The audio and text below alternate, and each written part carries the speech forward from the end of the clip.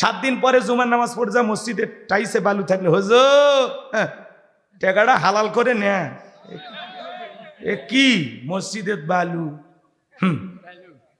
খালি খাচ্ছেন আর বলার মতো মোটা হচ্ছেন, মসজিদের খবর রাখছে না। আচ্ছা, মসজিদের টাইসের বালু পরিষ্কার করার দায়িত্ব কি হুজুরের বাপের? সব দায়িত্ব কি হুজুরের? একে হুজুর দিয়ে আজান, ইমামতি, খাদেমগিরি, বেতন 3000। কত বড় জুলুম! কথা কন না কে? সভাপতি এসে কইছে হুজুর ছেলে চাকরি পেয়েছে, দোয়া করেন, দোয়া করেন হুজুর। হুজুর এবার দোয়া ধরে কয়, আল্লাহ আল্লাহ সভাপতির ছেলে নাকি চাকরি পাইছে, আল্লাহ আমার বেতন যেমন সভাপতির ছেলের বেতনটাও যেন তেমন হয়। যেই দোয়া করছে সভাপতি কয়, হুজুর দোয়া পেরেক করেন, আর বললেন না, আপনার কাছে এই দোয়া চাইছি বেতনের, আর আপনার বেতন যা আমার ছেলে বেতন তাই, এই হবে চলবে? তখন হুজুর বলতেছে, আমার চলে আপনার চলবে না কেন? কচ্ছে আপনাদের বেতনে বরকত আছে। কথা কয় না গো? এরকম আছে না ভাই? এই হলো সমাজের অবস্থা। 3-4 হাজার টাকার ইমামতি করে, পাও থেকে মাথা পর্যন্ত যে পোশাক পরছে, যে গেট আপটা নিছে, ওটি তো 8,000 টাকা। কথা কয় না? কে দেয়? 2-4-5 হাজার পাই, কিন্তু হালালে এত বরকত, এত বরকত। কথা বলেন ঠিক কিনা? আর 50,000 টাকা বেতন পায়, আবার মাস শেষে আরো 20,000 টাকা কিস্তির থেকে তোলে। শান্তি নাই গো। কথা বলেন ঠিক কিনা? আমার ভাইয়েরা মন খারাপ করবেন না। তাহলে 5 ওয়াক্ত সালাত যারা আদায় করে এরা হলো 5-এর নামাজি। 7 দিন পরে পরে জুমার নামাজ পড়ে যারা, এরা হলো 7-এর নামাজি। শোনেন, শুনে যান। বাংলাদেশে জুমার নামাজের জন্য মসজিদ ভেঙে 2 তলা 3 তলা বানানো হয়। ফজরের নামাজের সময় এক কাতারি মুসল্লিও পাওয়া যায় না।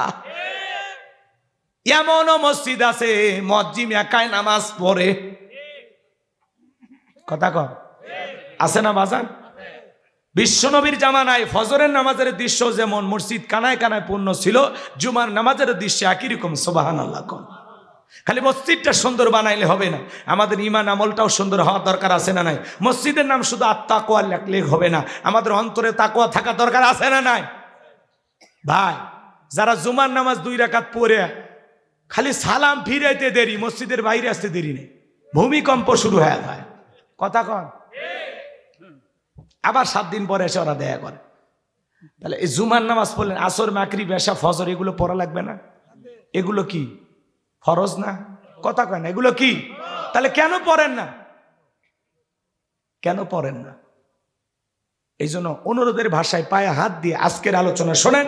ফাসল্লি লিরাব্বিকা, রবের উদ্দেশ্যে সালাত, 5 ওয়াক্ত সালাত, আল্লাহকে রাজি খুশি করার জন্য। কারা কারা পড়বেন হাত তুলে দেখেন। পড়বেন তো ইনশাআল্লাহ? পড়বেন তো ইনশাআল্লাহ? আল্লাহ সবাইকে 5 ওয়াক্ত নামাজি বানায় দেন। একটু জোরে কর না আমিন। আর একটু জোরে কর না আমিন। আমার ভাইয়েরা, মানুষ মারা গেলে জানাজার নামাজ পড়ে যারা, হলো খাটের নামাজি। আর 2 ঈদের নামাজ পড়ে পাঞ্জাবি একটা পয়রা শেরওয়ানি পরে কয়, হুজুর কেমন লাগতেছে? কয় হেব্বি লাগতেছে। হুজুর আসেন কোলাকুলি করি। ঈদের নামাজ পড়ে মাঠের ইমামের সাথে কোলাকুলি করে। হুজুর কানে কানে বলে, ভাই রোজা কয়টা? বলে হুজুর ব্যবসায়িক চাপে একটা রোজাও রাখিনি, তারাবি পড়িনি, কিন্তু ইফতার খাওয়া মিস করিনি। এই হলো আমাদের ইবাদত। আর যখন নির্বাচনের সময় আসে, নেতা ভাষণ দিতে, ভাইয়ারা আমার, আগামীতে যদি আমাকে নির্বাচিত করতে পারেন, বাঙ্গি মার্কায় যদি ভোট দিতে পারেন, এই বাঙ্গির বিচ্ছি ঘরে ঘরে পৌঁছে যাবে। আপনাদেরকে গ্যাস দেব, বিদ্যুৎ দেব, আর উন্নয়নের নামে ভোট। কথা কন, কথা কন।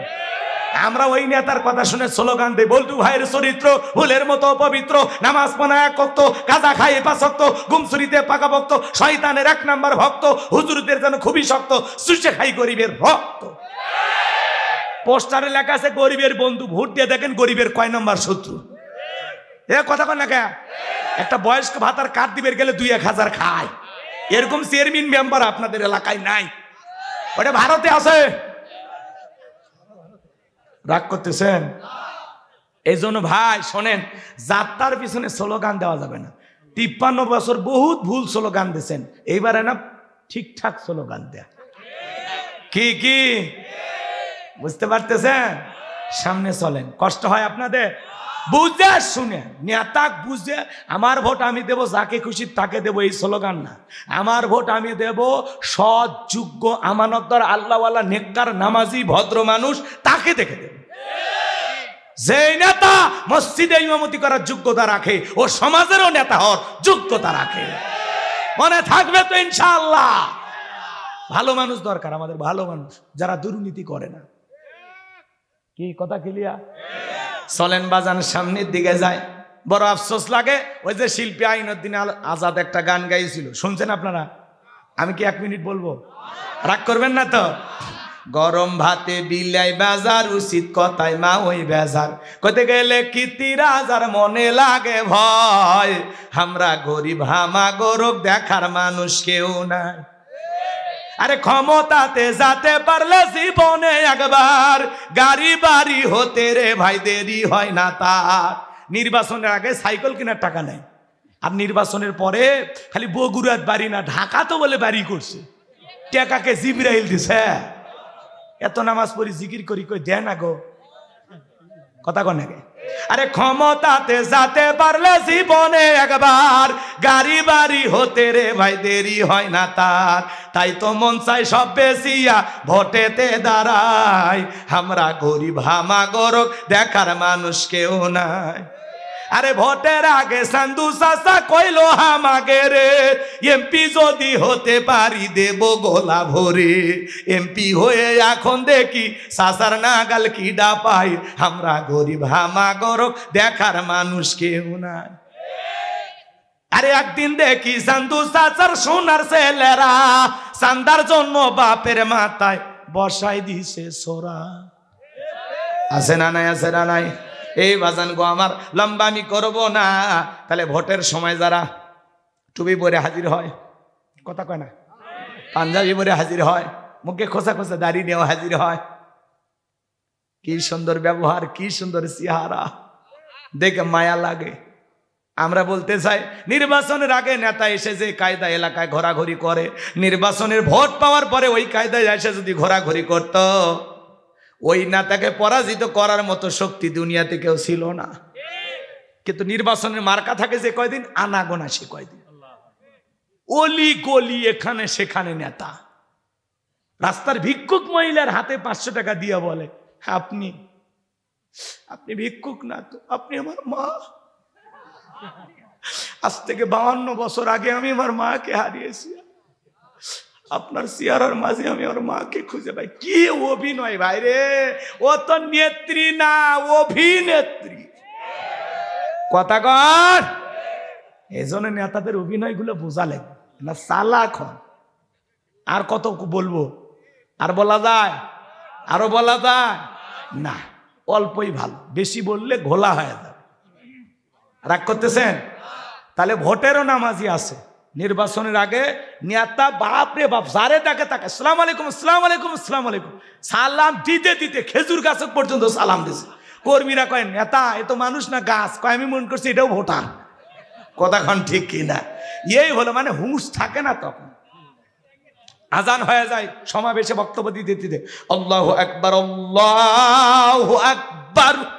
নেতা তখন বলতেছে, আজান হয়েছে, আমি মুসলিম, আমি নেতা নই, আমি মুসলিম, আপনারা থাকেন, আমাকে নামাজ পড়তে হবে।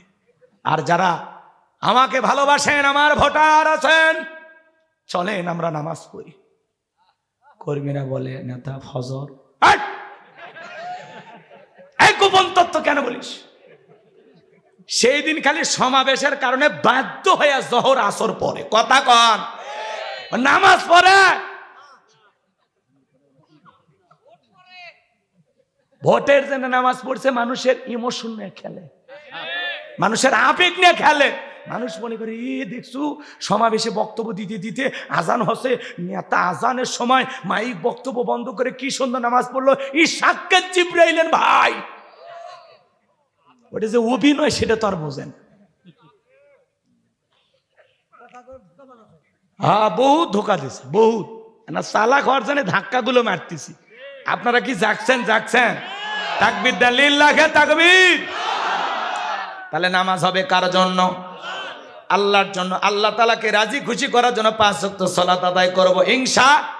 তাহলে ফাসল্লি লিরাব্বিকা ওয়ানহার, এক নাম্বার রবের উদ্দেশ্যে সালাত আদায় করা, আর দুই নাম্বার ওয়ানহার, ওয়ানহার মানে কুরবানি করা। কুরবানি করা মানে কি?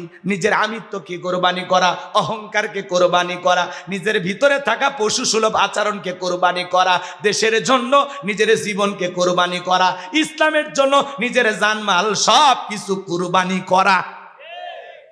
শহীদ আবু সাইদ কুরবানি হয়েছে দেশের জন্য, মুক্ত কুরবানি হয়েছে দেশের জন্য, ইয়ামিন কুরবানি হয়েছে দেশের জন্য।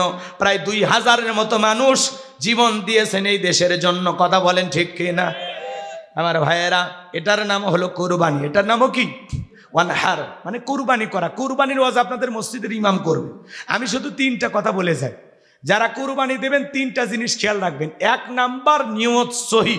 ইন্নামাল আমালু বিন্নিয়াত, প্রত্যেকটা কাজ নিয়তের উপর নির্ভরশীল। কুরবানি আল্লাহর জন্য। বলেন কুরবানি কার জন্য? এটা জোরে কর না ভাই। অনেকে বলে কুরবানি না দিলে ছেলে মেয়ে মানুষের গোস্তের দিকে তাকা থাকবে, অত হবি না, কিস্তি তুলে হলে দেওয়া লাগবে। কুরবানি না দিলে নতুন মেয়ের বিয়ে দিলাম জামাই বাড়িতে, এতগুলো কথা শোনায় দেবো, অত দরকার নাই, সুদের টাকা নিয়ে হলেও দেবো। আচ্ছা এই ধান্দায় কুরবানি দিলে হবে ভাই? কুরবানি ছেলে মেয়ের জন্য না, কুরবানি মানে কি? আল্লাহর জন্য। আগে গোস্ত খাবার নিয়তকে, ছেলে মেয়েও খাবে, আপনিও খাবেন, দুঃখী মানুষকে দিয়ে খাবেন, আত্মীয় স্বজনকে দিয়েই খাবেন, আগেই খাওয়ার নিয়তকে। নাকি বিকেলবেলা কালুতে ফেরেশতারা বস্তা নিয়ে এসে বলে, এই কালুর মানুষ কুরবানি গোস্ত বস্তার তোলা আসমানে নিয়ে আমরা ভুনে করে খাবো। আপনি তো খাবেন ভাই, আগে খাওয়ার নিয়তকে। কুরবানি মানে কি? ত্যাগ করা, উৎসর্গ করা, স্যাক্রিফাইস করা, বিলিয়ে দেয়া, বন্টন করা। কুরবানি মানে খালি ভোগের নাম কুরবানি নয়, ত্যাগের নাম হলো কুরবানি। মানুষকে খুশি রাখার নামই হলো কুরবানি। কথা কয়? আল্লাহ আপনাকে সামর্থ্য দিয়েছে, আপনি এই যে ওটা বসে এই বলে 2টে 3টে পর্যন্ত, হ্যাঁ এই যুবকদের কত কথা বাকি আছে। তাহলে 1 নাম্বার নিয়ত সহি, কুরবানি কার জন্য? 2 নাম্বার হলো টাকাটা হালাল হওয়া লাগবে। সুদ ঘুষের টাকা দিয়ে কুরবানি দিলে হবে না, হারাম টাকা দিয়ে কুরবানি দিলে হবে না। আল্লাহ পবিত্র, তিনি পবিত্র। আপনি কয় লাখ টাকার গরু দিলেন আল্লাহ ওইটা দেখেন। আমাদের সমাজে 7 জন ভাগে গরু কুরবানি দেয়, 4 জন দড়ি ধরে টানে, পিছন থেকে 3 জন ঠেলে। এমন দুর্বল গরু, যেই গরুর উপরে বয়স্ক ভাতা ওয়াজিব।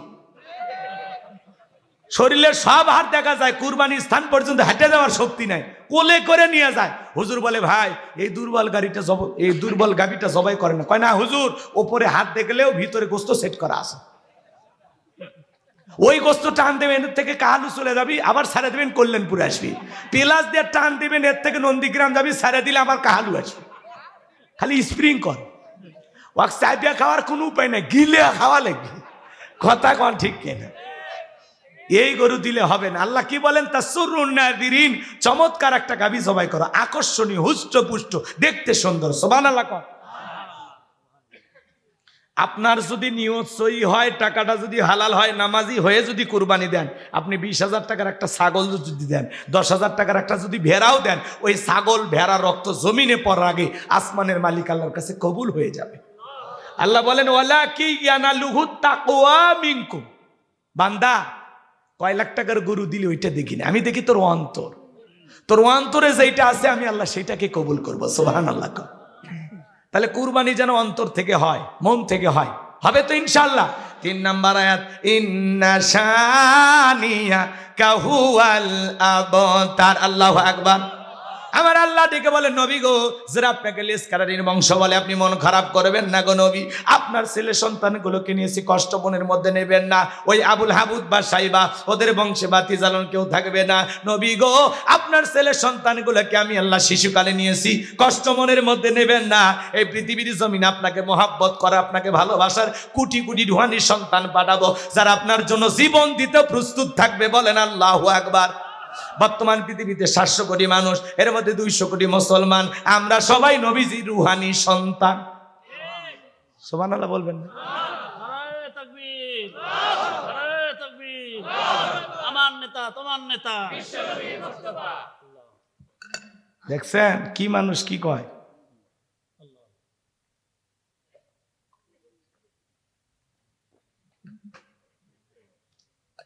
কষ্ট হয়েছে? আমরা নবীজির রুহানি সন্তান। 200 কোটি মুসলমান সবাই নবীজির রুহানি সন্তান। সুবহানাল্লাহ কম। ফ্রান্সের লোকেরা যখন নবীজির কার্টুন প্রদর্শন করলো দেয়ালে দেয়ালে, নাকটা ব্যাকা করে মুখে কয়েকটা দাড়ি লাগায়, কয় ইনি মোহাম্মদ, জোরে কর নাউজুবিল্লাহ। তখন ফেসবুক গরম হয়ে গেল, we love Mohammad, I love you Mohammad. সুবহানাল্লাহ কম। মোহাম্মদ মানেই প্রশংসিত, আগে পরে যতই গালি দেন কাজে লাগবে না। মোহাম্মদ মানেই প্রশংসিত। সুবহানাল্লাহ কম। এই ফ্রান্সের লোকেরা যে নবীজির কার্টুন দেখালো, আমার নবী কি দেখতে কার্টুনের মতো? নবীর কি কোনো ছবি আছে? এই পৃথিবীর সবচাইতে সুন্দর মানুষটির নাম মুহাম্মাদুর রাসূলুল্লাহ সাল্লাল্লাহু আলাইহি ওয়াসাল্লাম। যে নবীর চরিত্রের সার্টিফিকেট আল্লাহ দিয়ে বলেন, ওয়া ইন্নাকা লাআলা খুলুকিন আযীম। নবী গো, আপনি হলেন পুত পবিত্র মহান চরিত্রের অধিকারী। আল্লাহু আকবার বলেন। হে যুবকে, বসো, 5 মিনিট পরেই মজা। আরে বোঝে না রে, তোমাদের জন্য একটা কিছুই বলবো না, কিছু না হইলে তো একটা চুকু পুচুকি গান গাইবই তো। বস ভাই বস, যাইস না, না ওদের জন্য একটা কিছু বলা লাগবে। এই যাইছে কিছু, জি জি, ওই জন্য ওদেরকে অনেক কষ্টে আটকে রাখছে। তাকবীর দাও, লিল্লাহে তাকবীর। হ্যাঁ, এখন আওয়াজ দেয়। এই কিসের দই?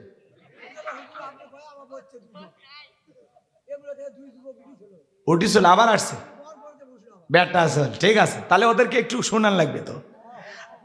রাগ করতেছেন আপনারা? আমার ভাইয়েরা গভীর মনোযোগ দিয়ে শুনবেন। নবীজির চরিত্রের সার্টিফিকেট দিয়েছেন কে?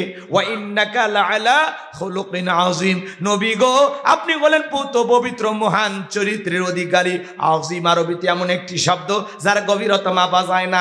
আটলান্টিক মহাসমুদ্রের কিনারায় বৈশা কেউ যদি চামচ দিয়ে পানি তুলে ছেঁচা শুরু করে, আপনারা কি বলবেন? লোকটা পাগল। লোকটা কি?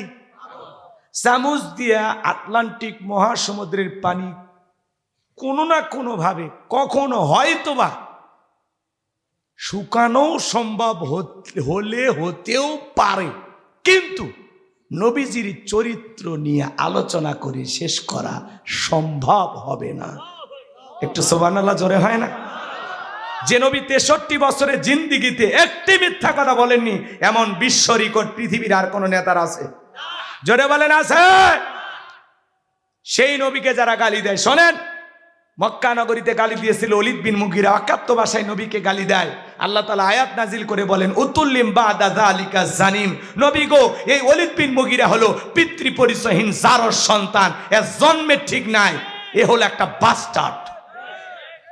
ওলীদ বিন মুগীরা আরবের মানুষ, আরবি বোঝে, বলে নবী এত বড় কথা, আমার জন্মের ঠিক নাই, আপনি থাকেন, আমি আমার মায়ের কাছে যাই। ছেলেটা বৈধ না অবৈধ জানে কে? ফ্যাক্টরির মালিক।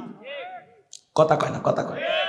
এইবার ওলীদ বিন মুগীরা চলে গেছে তার মায়ের কাছে। তার মায়ের নাম ছিল ঝর্ণা।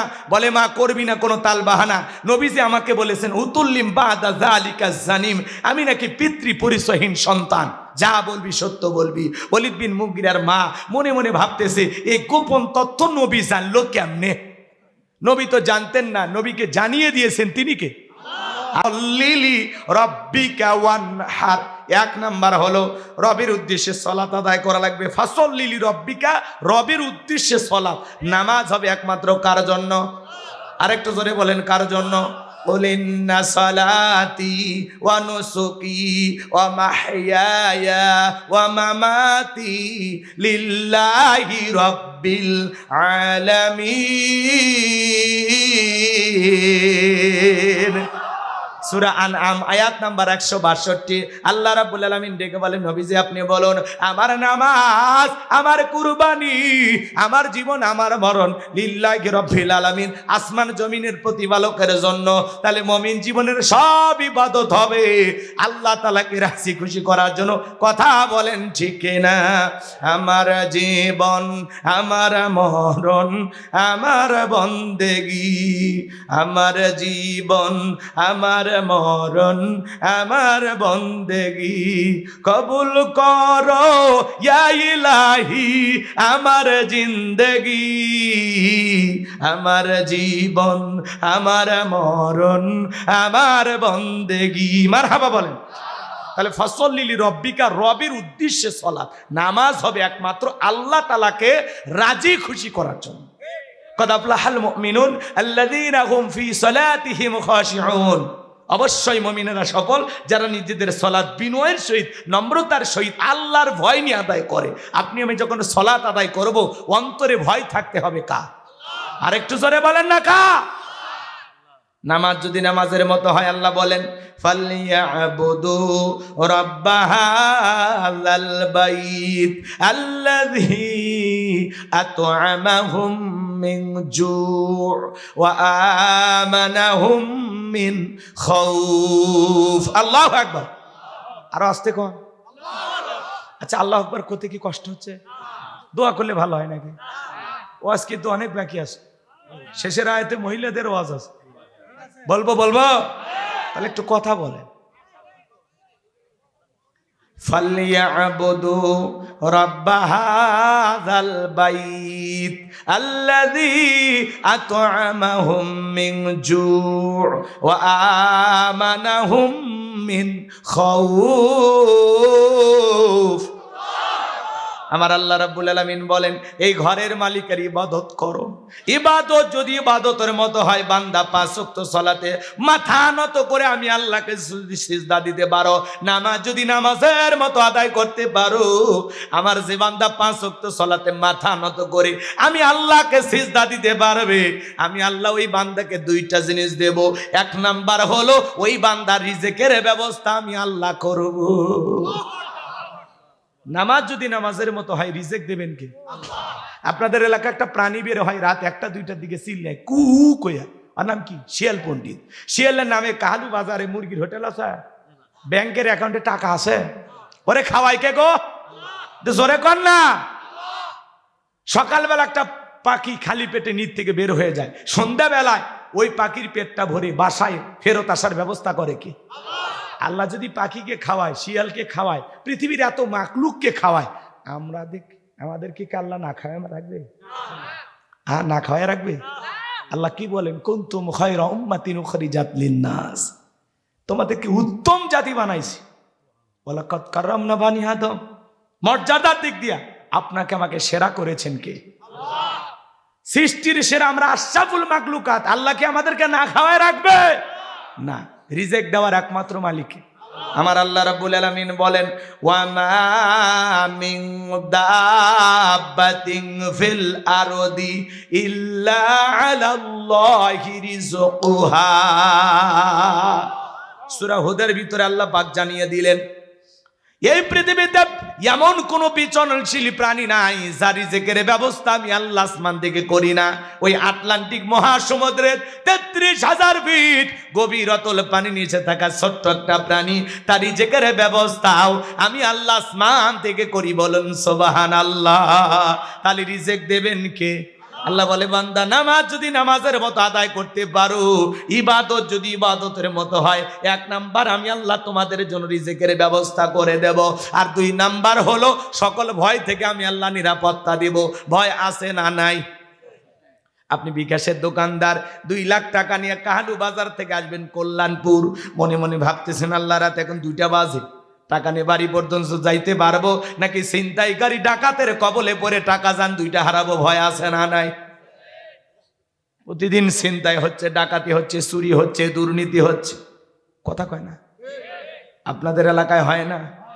তাহলে এই সমাজের চুরি, দুর্নীতি, টেন্ডারবাজি, চাঁদাবাজি যদি বন্ধ করতে চান, এই সমাজে লাগবে কার আইন? আর একটু জোরে কন। বিরক্ত হয়েছেন আমার কথায়? তাহলে ভাইয়েরা আমার, এই সমাজে আল্লাহর আইন চালু হোক, এটা আপনারা সবাই চান? বিরক্ত হচ্ছেন না তো? তাহলে এদিকে খেয়াল করেন, এই সমাজে প্রতিদিন আপনারা ছিনতাইয়ের ঘটনা শুনতে পাচ্ছেন। প্রতিদিন চুরি হচ্ছে, ছিনতাই হচ্ছে, বিভিন্ন পরিচয় দিয়া 1 শ্রেণীর মানুষ এই দেশে ছিনতাইয়ের কাজে ব্যস্ত। আপনাদের এলাকায় এই ধরনের ঘটনা ঘটেনি? এই দেশে যদি চুরি বন্ধ করতে চান, ছিনতাই বন্ধ করতে চান, আপনার আমার মনের মধ্যে ভয়, মেয়েটা কলেজে গেল একা একা ফিরবে নাকি জামাই সাথী নিয়ে ফিরবে? ভয় আছে না? না। মেয়েটা স্কুলে গেল ভালোভাবে ফিরবে নাকি কারো লালসার শিকার হবে? ভয় আছে না? না। তাহলে চুরির ভয়, দুর্নীতির ভয়, জান হারানোর ভয়, মাল হারানোর ভয়, মেয়ে সন্তান ছেলে সন্তান হারানোর ভয়, এই যে ভয় ভীতি নিয়ে আমরা সমাজে বসবাস করতেছি, আল্লাহ তাআলা বলতেছেন এই জমিনে যদি আল্লাহর আইন চালু হয়, কোনো চুরি থাকবে না, দুর্নীতি থাকবে না, কোনো ভয় থাকবে না। তাহলে জমিন যার, আইন চালাইতেও হবে তার। কথা কোন ঠিক কিনা? আলা লাহুল খলক ওয়াল আম, সৃষ্টি যার, আইন চলবে সে আল্লাহ। কথা কোন ঠিক কিনা? এই সমাজে চুরি দুর্নীতি লন্ডন আমেরিকার আইন দিয়ে বন্ধ হবে না। চুরি দুর্নীতি, টেন্ডারবাজি, চাঁদাবাজি, খুন ধর্ষণ, এগুলো যদি বন্ধ করতে চান, এই সমাজ থেকে এগুলো যদি দূরে রাখতে চান, তাহলে আল্লাহর আইন দিয়ে চোরের বিচার করবেন। আল্লাহ রাব্বুল আলামিন বলেন, ওয়াস-সারিকু ওয়াস-সারিকাতু ফাকতুউ আইদিয়াহুমা জাযাআম বিমা কাসাবা নাকালাম মিনাল্লাহ। আল্লাহ সূরা মায়দার ভিতরে আইন দিয়েছেন, চোর পুরুষ হোক আর নারী হোক, আল্লাহর বিধান, আল্লাহর ফয়সালা। চোর চুরি করেছে, অপরাধ যদি প্রমাণিত হয়, আল্লাহর বিধান, আল্লাহর ফয়সালা হলো চোরের ডান হাতের কবজিটা কেটে দাও। বাংলাদেশের একটা চোরকে ধরে যদি আমরা বাইতুল মোকাররমের সামনে নিয়ে আসা মিডিয়ার মাধ্যমে ফালাও করে প্রচার করে একটা চোরের হাত কেটে যদি বলতাম, বাংলার পার্লামেন্টে আইন চালু হয়ে গেল, এখন থেকে যে চুরি করবে আর সে যদি ধরা পড়ে ওই চোরের হাত কেটে দেওয়া হবে, বলেন তো বাজান, এই সমাজে চুরি থাকবে না বন্ধ হবে? একটা চোরের হাত কেটে খালি পরীক্ষা করে দেখেন, বাংলাদেশের সমস্ত চোরেরা রাতারাতি তওবা করে আল্লাহর ওলি হয়ে যাবে। ও বলবে ভিক্ষা করে খাবো, না খায় মরে যাব, তারপরেও কোনোদিন চুরি করব না। কিন্তু কে শোনে কার কথা? আজও গেল না মনের ব্যথা। এখন উচিত কথা যদি কই, পিঠের ওপর দিয়া যাবি মই। যত দোষ নন্দ ঘোষ, সত্যটা বললে দোষ, করলে অন্যায়ের প্রতিবাদ, নামটা হবে তোমার জঙ্গিবাদ, নামটা হবে তোমার মৌলবাদ। যে নেতা আইন পাস করবে, ওই নেতা তো চোখ দিয়ে তাকালে বলে, উরি বাবা, সরিষাই তো ভুল, ওর তো নিজের হাত আগে কাটা যাবে। কথা কয় না গো? কারণ যে পরিমাণে দুর্নীতি করেছে, 11 লক্ষ কোটি টাকা, আবার কেউ বলতেছেন 18 লক্ষ কোটি টাকা দুর্নীতি করে বিদেশে পাচার করছে। তাহলে বলেন তো কয়বার ওর হাত কাটা গেল?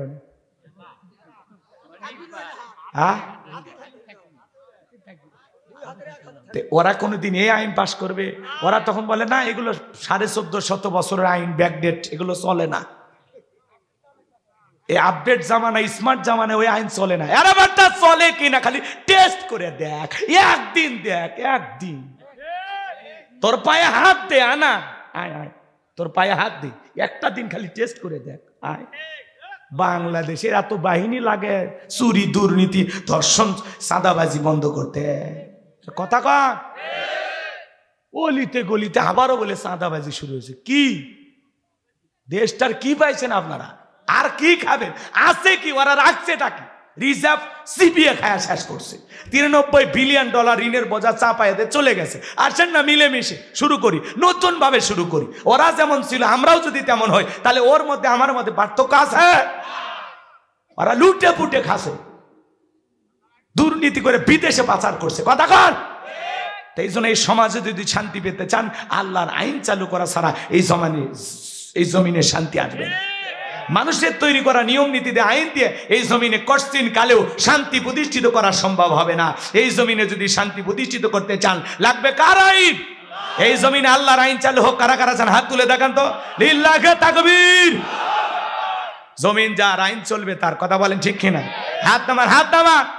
আজকে যে এমপি মন্ত্রীরা দুর্নীতি করেছিল, 5 কোটি 10 কোটি টাকা দামের গাড়ি গ্যারেজে পড়ে আছে, মন্ত্রী নাই। একটা সরকারের এইভাবে পতন হয়, একেবারে প্রধানমন্ত্রীর থেকে শুরু করি এমপি মন্ত্রী, আমলা কামলা মামলা হামলা যা ছিল রে ভাই, গায়ক নায়ক শিক্ষক কর্মচারী আর পিয়ন থেকে শুরু করে কেউ বাদ নাই, সব পালাস। মসজিদের খতিব পর্যন্ত পালাস। কথা কন, কথা কন।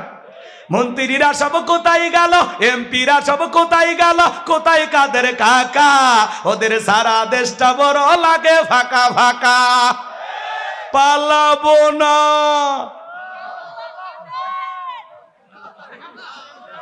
বলবো চলবে চলবে, পালাবো না, পালাবো না, পালাবো না, যাই না তাদের দেখা। ওদের সারা দেশটা বড় লাগে ফাঁকা ফাঁকা। আইন মন্ত্রী আটকে গেল আইনেরই ফাঁকে, দাড়ি সারা দরবেশটারে ভণ্ড ভণ্ড লাগে। শুনেছি ভাই কত নেতা নেত্রী খাইতেছে ভাই ডান্ডা, বিচারপতি কালামানিকের ফাটিয়েছে নাকি আন্ডা। এটা আমার খবর না, মিডিয়ার খবর। এই বিচারপতি শামসুদ্দিন মানিক আল্লামা সাইদি হুজুরকে মৃত্যুদণ্ডের রায় দিয়েছিল।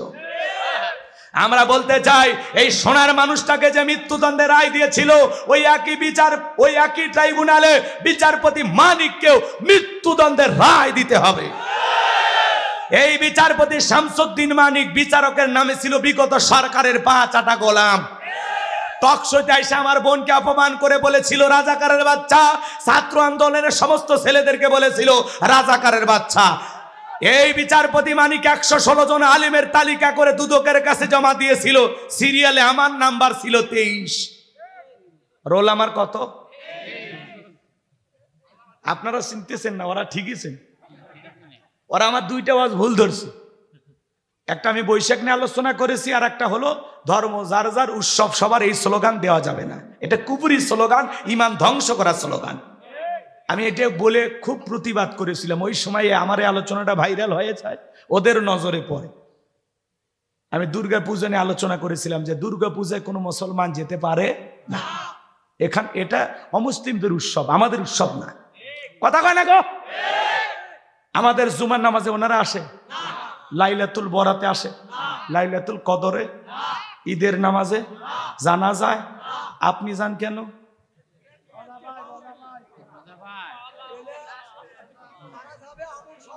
বউ বাচ্চা সহ। আচ্ছা বলেন তো, গাছ যা ফল সবার মানবেন? পুকুর যার মাছ সবার মানবেন? চাকরি যার বেতন সবার মানবেন? ক্ষেত যার ফসল সবার মানবেন? বউ যার হক সবার মানবেন? এগুলো বেলায় তো আপনারা ভালোই শিয়ানো। গাছ যার ফল তার, পুকুর যার মাছ তার, চাকরি যার বেতন তার। কথা কয় না? বউ যার হক তার, ধর্ম যার উৎসব তার। হিন্দুদের উৎসব হিন্দুদের কাছে, বৌদ্ধদের উৎসব বৌদ্ধদের কাছে, খ্রিস্টানদের উৎসব খ্রিস্টানদের কাছে, মুসলমানের উৎসব মুসলমানের কাছে। ধর্ম যার উৎসবটাও তার। আমাদের উৎসব সবার জন্য উন্মুক্ত হতে পারে, কিন্তু অমুসলিমদের উৎসব আমাদের জন্য উন্মুক্ত কখনো হতে পারে না। কারণ ওখানে যাওয়া আমাদের জন্য জায়েজ নয়, হারাম। কারণ ওখানে আল্লাহর সাথে প্রকাশ্যে শিরিক করা হয়। মুসলমান কি করবে? নিরাপত্তা দেবে, যাতে যারা সুন্দরভাবে নিরাপত্তা সহকারে পূজা করতে পারে, তারা তাদের ধর্মীয় কাজ চালাতে পারে। এই ব্যাপারে মুসলমান নিরাপত্তা দেবে। কথা কন না কে ভাই? হ্যাঁ, তাদেরকে একটা সুন্দর পরিবেশ দেবে। ডিমের ভিতরে কুসুম যতটা নিরাপদ, মায়ের কোলে শিশু যেরকম নিরাপদ, মুসলমানেরা যেই জনপদে সরকার থাকবে, ক্ষমতায় থাকবে, অমুসলিমেরা তার চাইতে বেশি নিরাপত্তা নিয়ে বসবাস করবে। আর আমার দেশের অমুসলিমেরা জামায় আদরেই আসে। এই ভারতের কিছু প্রচারকারী মিডিয়া, এই যে নেতা, ওর নাম কি শুভেন্দু নাকি নাম? হ্যাঁ, শুভেন্দু না, ওর নাম কি গো? এই যে মোটা মোসারু নেতা দেখছেন, ওই শুভেন্দু, ও বলেছে আমরা পেঁয়াজ দেব না। তাহলে খা, তোর পেঁয়াজ তোরাই খা ভাই, আমরা খাবো না। আমরা পেঁয়াজ দেব না, আলু দেব না, কাঁচামরিচ দেব না। এখন ভারতের কৃষকেরা পেঁয়াজ, আদা, মরিচ এগুলো নিয়ে আন্দোলন করতেছে। কথা কন ঠিক কিনা? এবং এই শুভেন্দু নামের সেই বিজেপির নেতার বাড়ির ঘেরাও করে রাখছে। এবং প্রকাশ্যে এই নেতা গত একদিন আগে জুতার বাড়ি খাইছে। এই শুভেন্দুকে মানুষ জুতে দিয়ে পিটাইছে। যে এই কথা কেন বললি? বাংলাদেশের ভিসা বন্ধ করে দিলি, আবার বাংলাদেশের সাথে আমাদের বাণিজ্যিক যে চুক্তি সেটা তোর কারণে আপাতত বন্ধ, আমদানি রপ্তানি বন্ধ তোর কারণে। এই জন্য ওই নেতার বাড়ি ঘেরাও করছে। আবার একটা ওই যে মুখর নাকি, ওর নাম কি? ময়ূরঞ্জন নামার নাম কি গো? ময়ূখ রঞ্জন। আহা, কি সুন্দর নাম। শেষে কাফের উচ্চারণ হবে নাকি কন? ময়ূখ রঞ্জন। এই বেচারা যে রিপাবলিক বাংলায় যে পোষাইছে, বাংলাদেশ কেনে কয় চট্টগ্রাম আমার, ফেনী আমার, নোয়াখালী আমার। ওর মনে হয় বাপ দাদার পৈতৃক সম্পত্তি। কথা বলে ঠিক কিনা? একটা ঘরোয়া পরিবেশে মন্দির নিজের ঘরে বানায়, ওটিগুলো মোমবাতির আগুন জ্বলতেছে, বলতে এই যে দেখেন মন্দিরগুলো কিভাবে জ্বালানো হচ্ছে। এত বড় বাজে এরা। কথা কন ঠিক কিনা? মলম বিক্রেতা। জি, আমরা বাংলাদেশের মানুষ ওর নাম দিছি কি মলম বিক্রেতা। এই এই সাংবাদিকের বাড়িও ঘেরাও করে রাখছে, ও ভয়ে বাড়ি থেকে বের হচ্ছে না। এই অন্য সরকারের পতন হয়ে গেছে। এই যে কিছুক্ষণ পরে এমন ভাবে সেই সাবেক প্রধানমন্ত্রী আবারও বাংলাদেশে যাবে, আপনারা দেখেন, এই তো বিমানে চড়ছে আবার যাচ্ছে। কি নাটকটা করে এরা! ভারত আমাদেরকে তামাশা মনে করে, ওরা আমাদেরকে নিয়ে গেম খেলতে গিয়ে এখন ওরা এমন সিপিআই পড়ছে, একেবারে সব শেষ। এই জন্য ছোট দেশ দেখে অবহেলা করতে নাই। তোমাদের আয়তন বড় হতে পারে, কিন্তু মনে রাখবা বাংলাদেশের মুসলমানের সাথে আছে আমাদের আল্লাহ। আমাদেরকে যারা পরাজিত করতে চাইবে বিশ্বের দরবারে তারাই পরাজিত হবে। কথা বলে ঠিক না? ভারত ভুলে যাবেন না, এদেশের মুসলমানেরা তাহাজ্জুদে চোখের পানি ফেলে আল্লাহর কাছে কাঁদে। সেই দেশের দিকে যদি তাকাও তোমাদের চোখ উপড়ে ফেলা হবে। বাংলাদেশকে ভাঙতে আসলে একদিন তোমরা টুকরো টুকরো হয়ে যাবা, পৃথিবীর মানচিত্র থেকে ভারত একদিন মুছে যাবে। কথা বলে ঠিক না? বাংলাদেশের দিকে নজর দেয়। যিনি আপনাদের প্রধানমন্ত্রী ছিল উনি আপনাদের কর্মচারী ছিল, আমরা বুঝতে পারছি। কথা কন, উনি দেশের প্রধানমন্ত্রী ছিল না, ছিল ভারতের একজন কর্মচারী। ভারত যেই দিকে বলছে ডান ডান, বাম বাম, আসো আসো, ওঠো ওঠো, বসো বসো, এইভাবে চলছে রে ভাই। কি ঠিক ঠিক মানে এত আসতে গে দুইজনে ঠিক? তাহলে বলেন বিচার হওয়া দরকার আছে না নাই? তাহলে যারা বাংলাদেশের বিরুদ্ধে কথা বলে এখন তারা জুতার বাড়ি খায়, ওদের বাড়ি ঘেরাও করে রাখছে। কথা বলেন ঠিক কে না? ওদের আরো লাঞ্ছনা গঞ্চনা অপেক্ষা করতেছে। কথা কন ঠিক কিনা? ওরা সাদাটা না খাইয়া অন্যটা খাইতো, ওদের বোঝেন নাই, বোঝেন না? এই জন্য ওদের মাথার বুদ্ধি আর কি কি নেবে, কোনটা খাওয়া লাগে কোনটা ফেলে দেওয়া লাগে এটাই বোঝেনি। ওরা বলে মানুষ। বুঝতে পারছেন তো নাকি? আল্লাহ ওদের হেদায়েত দান করুক। জোরে কেন আমিন? রাগ করতেছেন? তাহলে বিচারপতি মানিকেরও বিচার হওয়া দরকার আছে না নাই? বিচারপতি মানিকেরও বিচার বাংলাদেশের মাটিতে একদিন হবে ইনশা। রাগ করতেছেন? পলকের ঝলক গেল, পলকের ঝলক গেল, থামিয়ে নেটের চাকা, ওদের সারা দেশটা বড় লাগে ফাঁকা ফাঁকা।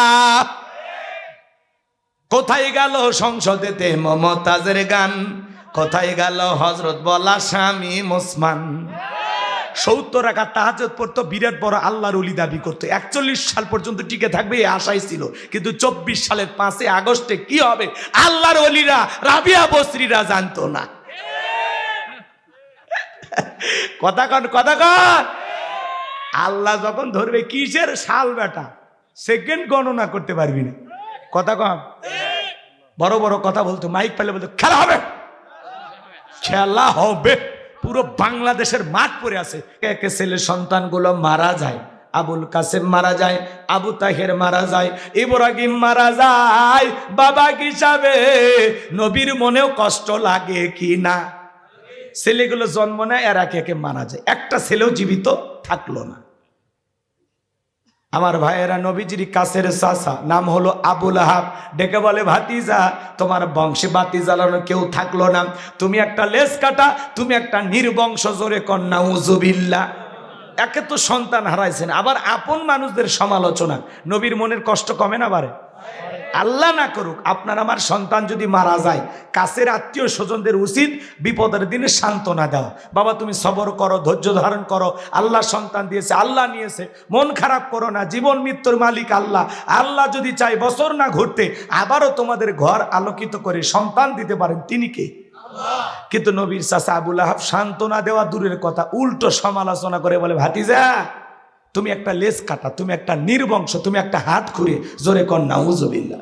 যদিও রসুলের 4 কন্যা সন্তান জীবিত ছিল, কিন্তু ছেলেগুলো জন্ম নেয় আর একে একে মারা যায়।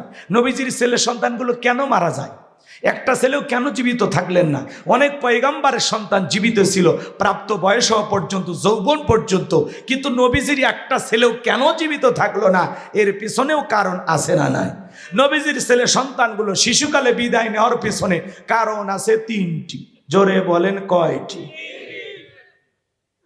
একটু গ্যাস কমায় দিয়া রিভাব বাড়ায় দাও আর একটু টন বাড়ায় দাও, ঠিক আছে? কষ্ট হচ্ছে, খাওয়া দাওয়া হয়েছে তো, ঠিক আছে। কষ্ট হচ্ছে আপনাদের? তাহলে নবীজির ছেলে সন্তানগুলো কেন মারা গেল, এর পিছনে কি কারণ, কি সে রহস্য জানার দরকার আছে।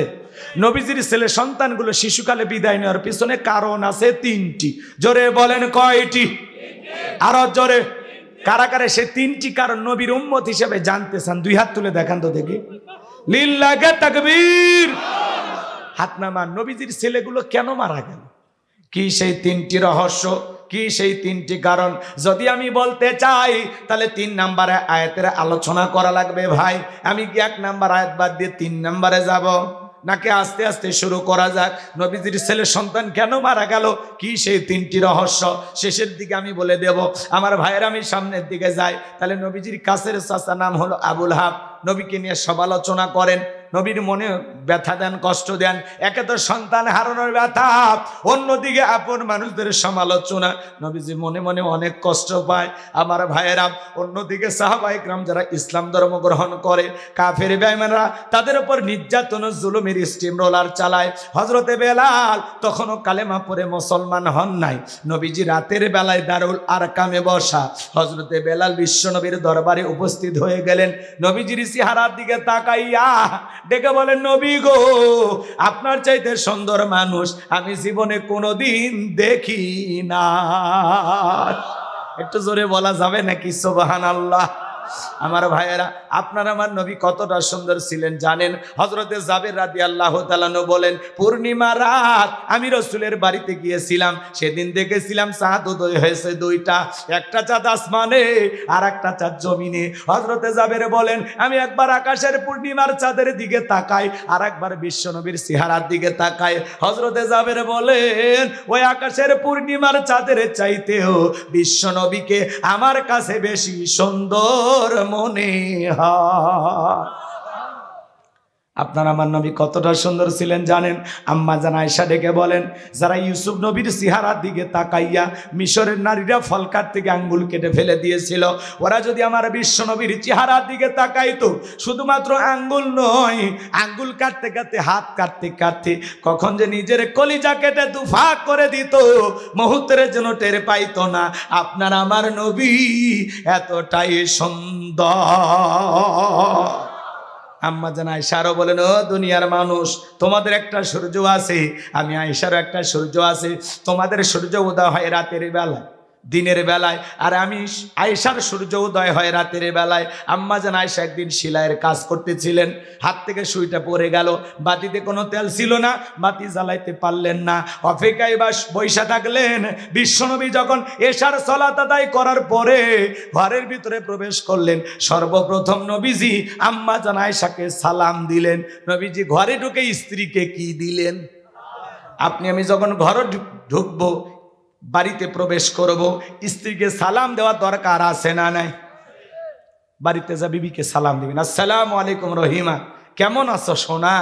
ঘরের দরজাটা খোলো না, আমি তোমার লিটনের বাপ, তোমার দিওয়ানা। বউ খুশি হয়ে দরজা খুলবে, কথা বলে ঠিক কিনা? কিন্তু আমাদের ব্যবহার এত মিষ্টি না। যুবক, আওয়াজ দিলে ভালো করে দিবা। তোমরা যে যুবক, আমার তো সন্দেহ হয়, একটু অপেক্ষা করো, তোমাদের জন্য স্পেশাল আলোচনা আমার মাথার মেমোরিতে সেভ করা আছে, সময় মতো ডাউনলোড দিয়ে শোনায় দেব। কারণ যুবকদের জন্য স্পেশাল কিছু আলোচনা বলার দরকার আছে না? না যুবক, তোমাদের মনের দুঃখকে আমি ভালো বুঝি, একটু অপেক্ষা করো, পরে বলবো ইনশাল্লাহ। তোমাদের আলোচনা হয়তো 1 ঘন্টা 22 মিনিট পরে শুরু হবে, কথা কয় না? মা বোন যারা বসে আছেন, মা আপনারা নিরাশ হবেন না, মনে করেন না হুজুর মনে আমাদেরকে ভুলে গেছেন। না, আপনাদের ওয়াজ যদি না করা হয় তাহলে তো ওয়াজই সাটবি না। হ্যাঁ, আপনাদেরকেও হালকা সাইজ করা হবে, কথা কন ঠিক কিনা? ভালো মা বোনদের ওয়াজ ভালো, কিন্তু যারা একটু দুষ্টমি করে ওদেরকে সাইজ বানানোর জন্য স্পেশাল কিছু আলোচনা আছে, কথা কন ঠিক কিনা? একটু অপেক্ষা করেন, মা বোনদের আলোচনা হয়তো 1 ঘন্টা 42 মিনিট পরে শুরু হবে, কথা কন ঠিক কিনা? খালি একটু অপেক্ষা করেন, শুরু করি, আলোচনাটা সামনের দিকে নিয়ে যায়, আটঘাট বেঁধে নেই, তারপরে কথা হবে ইনশাআল্লাহ। চলেন ভাইয়েরা আমার, সামনের দিকে যাই।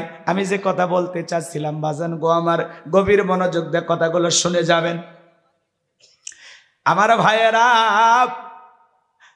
বাড়িতে যখন প্রবেশ করবেন বিবিকে সালাম দিবেন। সালাম আছে যেখানে শান্তি আছে সেখানে, সালাম আছে যেখানে সমাধান আছে। স্বামী স্ত্রীর মধ্যে সালাম আদান প্রদান হলে একে অপরের প্রতি শ্রদ্ধা, ভক্তি, বিশ্বাস, ভালোবাসা বেড়ে যায়। কথা বলে ঠিক না? আর আমাদের ব্যবহার ভালো না। ঘরের দরজা ডাক দেয়, রে রুবেলের মাবে দরজা খোল, বেশি দেরি হলে দরজা ভাঙ্গে ফেলে দিয়া, তোর পিঠের ওপর আজ কি যে হবি রে। ভিতর থেকে বউ বলে, এটা স্বামী না সেকেন্ড আজরাইল। সব গরম বাড়ির দরজায় যায়। কথা কন ঠিক এরা? আগে ব্যবহার ভালো হওয়া লাগবে। অনেকে বলে হুজুর সালাম দিতে গিয়ে শরম লাগে। আমি তখন বললাম বিয়ে করছো? কি কন হুজুর, 3 সন্তানের বাপ আমি তখন বললাম বিয়ে করলে বইয়ের বাচ্চা হয়ে গেল, শরম লাগে না? সালাম দিতে গিয়ে শরম লাগে। ওটা শরম না শয়তানি? হে জোরে বলেন, শরম না শয়তানি? আজকেই বাড়িতে যা বউকে সালাম দিবেন, আসসালামু আলাইকুম। বউ হয়তো বা চমকে উঠবে, কারে সালাম দিলাম? তখন বলবেন শেপালি তোরই দিলাম। তখন বলতে পারে আজকে বার কোন হুজুরের মুরিদ নিয়ে বাড়িতে ঢুকলা, সেদিনই তো মুখের গাছের কলা চুরি করলা। কারণ বউ আপনার আমার গোপন তত্ত্ব সব জানে। কথা কন ঠিক কি না? 2-4 দিন সালাম দিতে দিতে অভ্যাসে পরিণত হবে। ঘরে ঢুকে স্বামীও সালাম দেয় না, বউও দেয় না, দুইজনে বোবা। মুসলমান ঘরে ঢুকতে হলে বউ সালাম দিয়ে ঢুকবেন। সূরা নূরের 27 নম্বর আয়াতে আল্লাহ তাআলা বলেছেন, একজন মুসলমান আর এক মুসলমানের গৃহে যখন প্রবেশ করবে, ওই গৃহবাসীর অনুমতি না নিয়া, সালাম না দিয়া কারো বাড়িতে প্রবেশ করা যাবে না। কথা বলে ঢেকে না? আর আপনি রুবেল রুবেল বাদশা কয়ে বাড়ির ভিতর ঢুকে গেলেন, বাদশার বইয়ের ওন্না ঠিক নাই, ওর বোন কি করতেছে, ওর মা কি করতেছে, 1 চোখে সিসি ক্যামেরার মতো সব দেখা শেষ। কথা কয় না গো? মুসলমান আর এক মুসলমানের গৃহে প্রবেশ করতে হলে গৃহবাসীর অনুমতি নিতে হবে, তাদেরকে সালাম দিতে হবে। সালাম দিয়া অনুমতি নিয়ে বাড়িতে ঢোকালেন। কয়জনে আমল করেন বলেন? বলেন। আমি যদি বলি ঘর থেকে বের হওয়ার একটা দোয়া আছে, কোন পা আগে দিয়ে বের হওয়া লাগে? বাড়ি থেকে যখন বের হন কোন পা আগে দেয়া লাগে? ডান পা না? দেখেন কি দোয়া পড়া লাগে বলেন, বলেন বলেন। বাড়ি থেকে বের হওয়ার সময় বাম পা দিয়ে একটা দোয়া পাঠ করা লাগে। কি দোয়া বলেন? এই যে ওই উনি আমল করে, বিসমিল্লাহি তাওয়াক্কালতু আলাল্লাহ লা হাওলা ওয়ালা কুওয়াতা ইল্লা বিল্লাহ। এটা বলে যদি ঘর থেকে বের হন, সমস্ত দুর্ঘটনা থেকে আল্লাহ তাআলা আপনাকে হেফাজত করবেন। বলেন সুবহানাল্লাহ। ঘরে যখন প্রবেশ করবেন তখন বউ বাচ্চাকে সালাম দিয়ে ডান পা দিয়ে ঢুকবেন। বের হওয়ার সময় বাম পা, ঢোকার সময় ডান পা।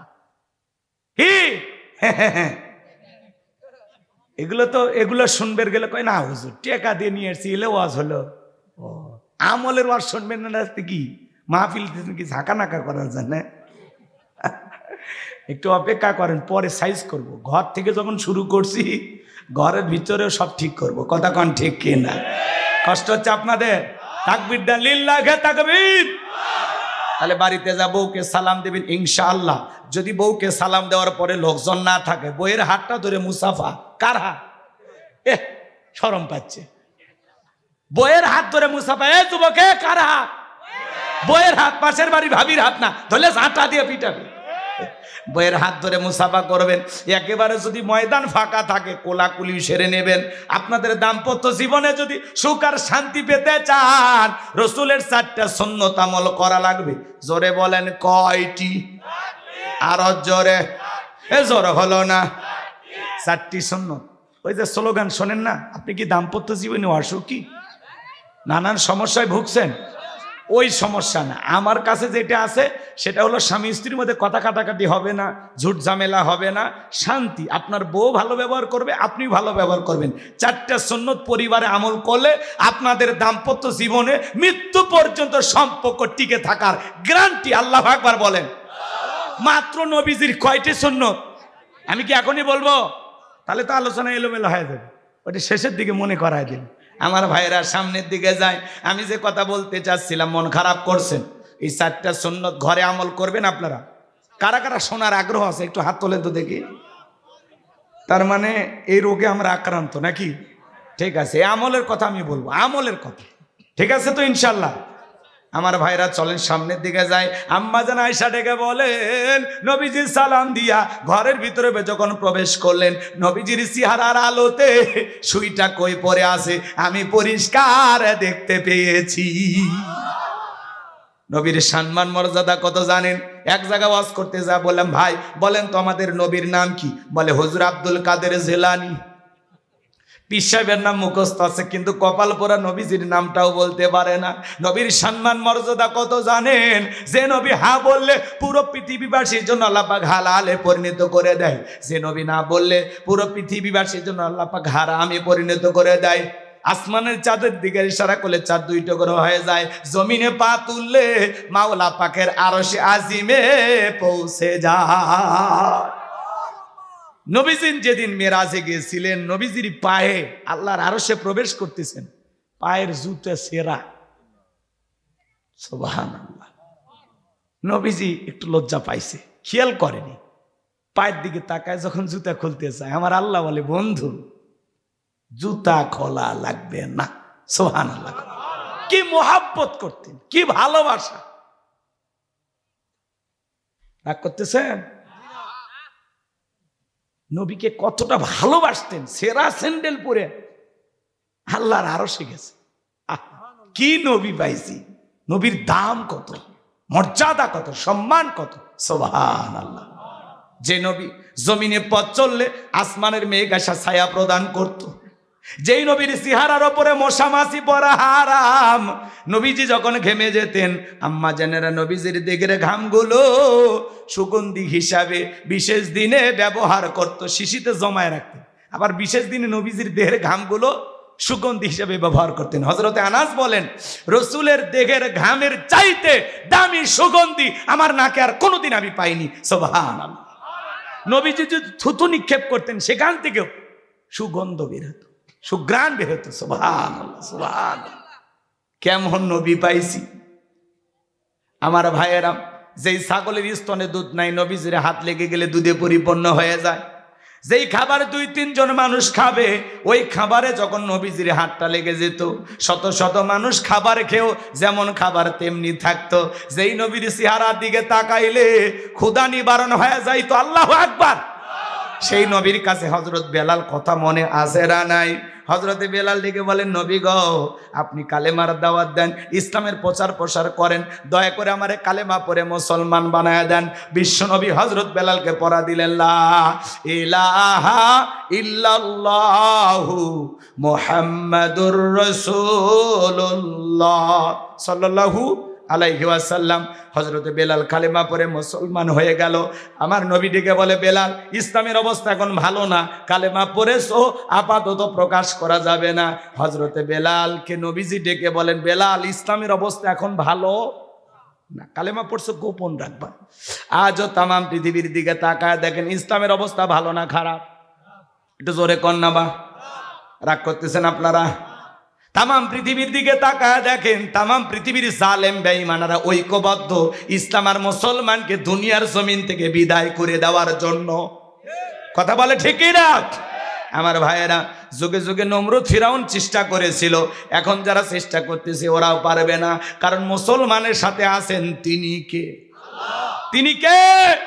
এজন্য তাম পৃথিবীর জালেমেরা ঐক্যবদ্ধ হয়েছে ইসলাম আর মুসলমানকে মুছে ফেলে দেওয়ার জন্য, কিন্তু ওরা মুছতে পারবে না, কারণ মুসলমানের সাথে আছেন আল্লাহ। মনে রাখবেন, যারা মুসলমানের রক্ত দিয়ে হাত রাঙাইছে, নমরুদ ফিরাউনের জায়গা যেমন হয় নাই, আজকে যারা মুসলমানের রক্ত নিয়ে খেলা করতেছে, ওই জালেমদের পরিণতি নমরুদ ফিরাউনের চাইতে ভয়ঙ্কর হবে। আজকে যারা ফিলিস্তিনি জমিনে মুসলমানের রক্ত নিয়ে খেলা করতেছে, ওই নেতানিয়াহুর পরিণতি ফিরাউনের চাইতে ভয়ঙ্কর হবে। কাশ্মীরে যারা মুসলমান হত্যা করে, চীনের উইঘুরে যারা মুসলমান হত্যা করে, ভারতে আজও গরুর গোশত খাওয়ার অপরাধে মুসলমানকে হত্যা করা হয়। কথা বলে ঠিক কিনা? কিন্তু মনে রাখবেন, যারা মুসলমানের রক্ত দিয়ে হাত রাঙাইছে, ওদের জীবনের পরিণতি ভালো হবে না। আপনারা দেখলেন না নিজের দেশের দিকে? কথা কন নাকি আপনারা? যাদের হাতে মুসলমানের রক্ত লেগেছিল, আলেমদের রক্ত লেগে গেছিল, সোনার মানুষদেরকে ফাঁসির দড়িতে ঝুলিয়ে মেরে হত্যা করেছিল, যারা মাদ্রাসার এতিম বাচ্চাদেরকে হত্যা করেছিল, চিরস্থায়ীভাবে ক্ষমতায় টিকে থাকার চিন্তা ভাবনা করেছিল, আল্লাহ রাব্বুল আলামিন এমন ভাবে ধরলেন পালাইতে বাধ্য হয়েছে। কথা বলে ঠিক কিনা? আমরা চাইছিলাম ম্যাডাম পদত্যাগ করেন, আমরা চাইছিলাম খালি পদত্যাগ, ম্যাডাম পদত্যাগ করেন। আল্লাহ বলে কিসের পদত্যাগ? আমি আল্লাহ অবস্থায় এমন করব, দেশ ত্যাগ করতে বাধ্য করব। কথা বলে ঠিক কিনা? ইন্না বাতাসা রাব্বিকা লাশাদীদ, আল্লাহর পাকড়াও বড় কঠিন। আল্লাহ ধরে না, যেদিন ধরবে মামু বাড়ি দিল্লি গিয়ে পড়বে। এই পড়ে নাই? ঈশ্বর চাচাকে বলা হয় সৈরা সারা। ঈশ্বর চাচা ক্ষমতার থেকে পদত্যাগ করে জেলে গেছে, দেশ ছাড়েনি। বাপের বেটা দেশ নেত্রী বেগম খালেদা জিয়া জেল খাটছে, অসুস্থ হয়ে দেশে পড়ে আছে, এখনো দেশ ছাড়েনি, বাপের বেটি। আর আপনারা বড় বড় কথা বলতেন পালাবো না, হারাবো না, তো গেলেনই তো। কথা বলেন। আগামীতে সিদ্ধান্ত নেওয়া লাগবে, আর যাই হোক কোন নারীকে আমরা এই দেশের প্রধানমন্ত্রী বানাবো না। আগামীতে এই দেশের প্রধানমন্ত্রী হবে পুরুষ। কারা কারা চান হাত তুলে দেখা। লিল্লাহে তাকবীর। নারীদের দেখার দিন শেষ। আগামীতে পুরুষের বাংলাদেশ। নারীদের জেদ বেশি, রাগ বেশি, অভিমান বেশি। দেখেন না স্বামীর সাথে ঝগড়া লাগে, হাড়ি বাতিল ভেঙে ফেলে দেয়, স্বামী তুলে আছাড় মারে। দেখেন না, ওদের জেদ বেশি। ওরা শান্তির জায়গা পাইলে জীবন যাবে, তাও জায়গা ছাড়বে না। কথা কয় না? উনি পাশের দেশে পালিয়ে গেছে, আবার বলে আমি আসবো, চট করে ঢুকবো। মাঝে মাঝে কল রেকর্ড ফাঁস হয়। আমাদের ছাড়া ভালো নাই তো, আমরা জানি তো। আমরা যে আরামে রাখছিলাম, কথা কয় না গো। আরে গণভবনের লেগে বসে কি সুন্দর মাছ ধরতো, এই ছবিগুলো আর চোখে পড়ে না। কেউ আর ফজরের নামাজের পরে কোরআন খোঁজে না। আছে উনি আছে, আবার আসতেছে। আমরা বলি আপনি আসেন তো, আপনি তাড়াতাড়ি আসেন। এই দেশ আপনার বাবার, এই দেশ আপনার স্বামী, আপনি আসেন। এই দেশে অশান্তি করে ভারতে গেছেন, ভারতে এখন অশান্তি লাগে আছে। হ্যাঁ, পৃথিবীর কোনো দেশ জায়গা দিচ্ছে না, জায়গা হবেও না। কথা কন, আপনি আসেন। কি বলেন? খেলা হবে না? এই বয়স আর কি খেলবে? রাগ করতেছেন আপনারা? বুবু আসতেছে, আমরা আসতে বলি, আপনি বুবু আসেন। এদেশের 18 কোটি মানুষের 36 কোটি চোখ তাকায় আছে। বুবু আইবা, তুমি আইবা গো, সেই দিন আইসা বুবু ক্ষমতা পাইবা না। এ যুবক বলবো, ভয় নাই তো? কি বগুড়ার মানুষ ভয় আছে? চলবে। বুবু আইবা, তুমি আইবা গো, সেই দিন আইসা বুবু ক্ষমতা পাইবা না। খোঁজ নাই বুবু কাদের কাকার, অবস্থা খারাপ দরবেশ বাবার, হাউ নাঙ্কেল এখন সামনে আসে না। খোঁজ নাই বুবু কাদের কাকার, অবস্থা খারাপ দরবেশ বাবার, হাউ নাঙ্কেল এখন সামনে আসে না। নেতা কর্মী সব জেলের ভিতর, আমি আসি ডরের ওপর, কখন জানি আসে গ্রেপ্তারি পরোয়ানা। বুবু আইবা, তুমি আইবা গো, সেই দিন আইসা বুবু ক্ষমতা পাইবা না। ক্ষমতার চেয়ার থেকে নামা সহজ, কিন্তু এই চেয়ারে ওঠা কঠিন। কথা কয় না? কথা রাগ করেছেন মনে হয় আপনারা? সামনের দিকে যাই ভাই। এই জন্য মনে রাখবেন, মুসলমানের রক্ত নিয়ে যারা খেলা করবে এরা কোনোদিন বিজয় লাভ করবে না। আজ হোক কাল হোক তাদেরকে পরাজয় বরণ করাই লাগবে। কথা বলেন ঠিক কিনা আমার ভাইয়েরা? এই জন্য সামনের দিকে যাই। যে কথা বলতে চাচ্ছিলাম, আমার নবী ডেকে বলে বেলাল, কালেমা পড়েছো, আপাতত প্রকাশ করা যাবে না। হজরতে বেলাল ডেকে বলে নবী গো, আমার জীবনের কোনো দাম নাই। আমার মণিবুমায়কে বলেছিলাম উর্দুম্বা ছাগল পেশাব পায়খানা করে দেয়, ওই ঘরে থাকতে আমার বড় কষ্ট হয়। এই যে দুই একজন এই গজল শুনে উঠলো কে? এরা কি আওয়ামী লীগ করে নাকি? ওই 12টা পার হয়েছে, এত অস্থির কি আপনারা? দুই একজন ওঠে, কিন্তু যারা রাগ করে উঠবে বুঝবেন ওই ভেজাল আছে। 16 বছরের মা এখনো কাটেনি। কথা কন, কি হয়েছে? আপনি এত অস্থির কে? 1-1.5 ঘন্টা পরে এই মাহফিল আর পাবেন? হ্যাঁ, দোকান পাওয়া যাবে, ঘর আছে, বাড়ি আছে, সব পাবেন, এটা আর পাবেন না। তো মাঝে মাঝে বাস্তবতা বলা লাগবে, একেবারে ঝিমানি ওয়াজ চলবে না। কথা কয় না গো, মাঝে মাঝে একটু জায়গা তোলা লাগবে। কি চাচা মিয়া ঠিক আছে বা? চাচা কয় চলবি বা, আর কি লাগে আমার? লিল্লাহে তাকবীর। আমার ভাইয়েরা, হযরত বেলাল ডেকে বলে, নবী গো, আমার মনে বোমাইকে বলেছিলাম উর্দুম বা ছাগল পেশাব পায়খানা করে দেয়, ওই ঘরে থাকতে আমার বড় কষ্ট হয়। ওমায় ডেকে বলে, বেলাল রে, উর্দুম বা ছাগলের দাম আমার কাছে আছে, কিন্তু তোর মতো কালো হাসি বেলালের দাম আমার কাছে নাই। জোরে কন্যা উজুবিল্লাহ। নবী গো, আপনি শুধু আমাকে দোয়া করে দেন, মৃত্যু পর্যন্ত যেন কালেমার পথে টিকে থাকতে পারি। এই কথা বলে হযরত বেলাল চলে আসলেন। পরের দিন সকালবেলা সূর্য উদয় হয়ে গেছে, অনেকটা বেলা হয়ে গেছে। বেলাল দরজা খোলে না। অন্য চাকর যারা আছে নালিশ নিয়ে চলে গেছে ওমায়ের কাছে, যা বলে, নেতা এখন পর্যন্ত বেলাল দরজা খোলে নাই, তাই নাকি? বলে, হ্যাঁ ঠিক আছে, চলো যাই। দরজায় ডাক দেয়, হে বেলাল দরজা খোল। হযরতে বেলাল দরজা খোলে না, জোরে করে ধাক্কা মারছে, যখন দরজা খুলে গেছে তখন এইবার ওমায় তাকায়া দেখে, যেই রাত্রিতে হযরতে বেলাল কালেমা পড়ে মুসলমান হয়েছে, ওই রাত্রিতে একটা উর্দুম বা ছাগলের কাছে কোনো পেশাব পায়খানা নাই। জোরে কোন মারহাবা। এইবার ওমায় ডেকে বলে, এ চাকরের দল, বেলালের বিরুদ্ধে মিথ্যা অভিযোগ দাও। তোমরা যখন ঘুমাচ্ছিলে বেলাল তখন ময়লা আবর্জনা পরিষ্কার করেছে, তাকায় দেখো না একটা উর্দুম বা ছাগলের কাছে কোনো পেশাব পায়খানা নাই, যাও নিজেদের কাজ করো। ওদেরকে তাড়িয়ে দেওয়ার পরে এক পা দুপা করে বেলালের কাছে চলে গেলেন। হযরতে বেলাল দেয়ালে পিঠটা লাগাইয়া জিব্বা নাড়ায় জিকিরি করে কার? এবার হযরত বেলালকে পাইয়া হালকা করে ধাক্কা মারছে, যখন জবান দিয়ে কালেমার আওয়াজ বের হয়েছে তখন এইবার ওমায় ডেকে বলে, বেলাল তোর জবান দিয়ে কি শুনলাম? হযরতে বেলাল ডেকে বলে, মুসলমান হয় যারা মিথ্যা কথা বলবে না তারা, ওকুলু কওলান সাদীদা। মুসলমান হবে যারা সত্যবাদী। কথা বলেন, মুসলমান হবে কি? সত্যবাদী। মুসলমান কখনো মিথ্যা কথা বলতে পারে না, মুসলমান হবে সত্যবাদী। আর আমরা কি করি? মিথ্যা বলতে বলতে চেহারা বেঁকা হয়ে গেছে, এক পা কবরে চলে গেছে। ভরা পেটেও মিথ্যা, খালি পেটেও মিথ্যা, ঘুমানোর আগেও মিথ্যা, ঘুম থেকে উঠেও মিথ্যা। এত মিথ্যা কথা বলে, শয়তান পর্যন্ত বলে আমি এত খারাপ না। কথা কোন ঠিক না?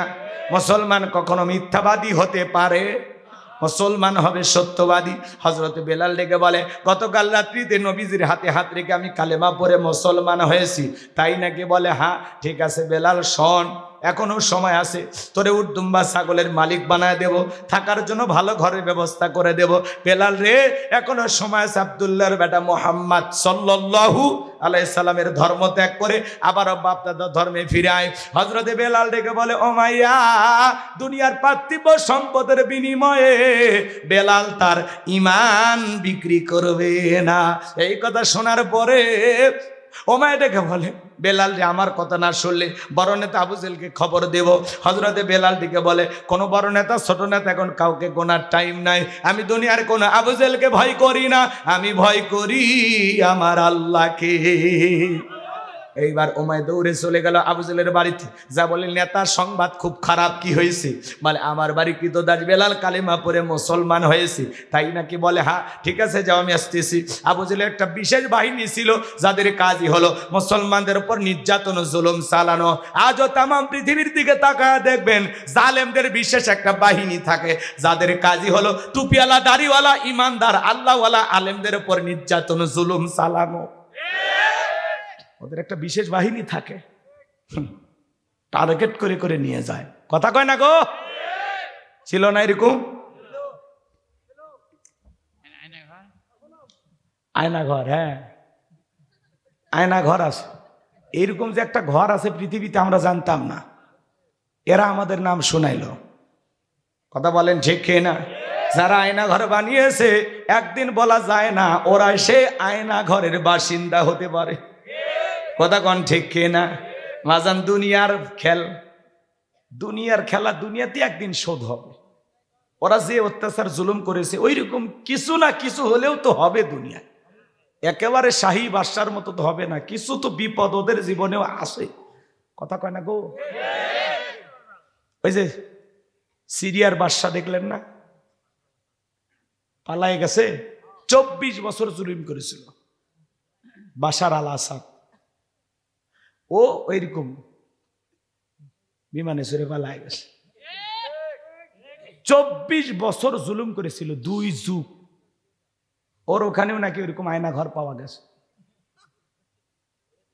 জালেমেরা তো এরকম, মানে যারাই প্রতিবাদ করে, সকালে প্রতিবাদ করছে, রাতে যায় তুলে নিয়ে যায়, হয় করস পায়, না হয় ঘুম, না হয় খুন, না হয় আয়না ঘর, কোথাও না কোথাও রেখে দেয়। কথা কন ঠিক না? রাগ করতেছেন মনে হয় আপনারা।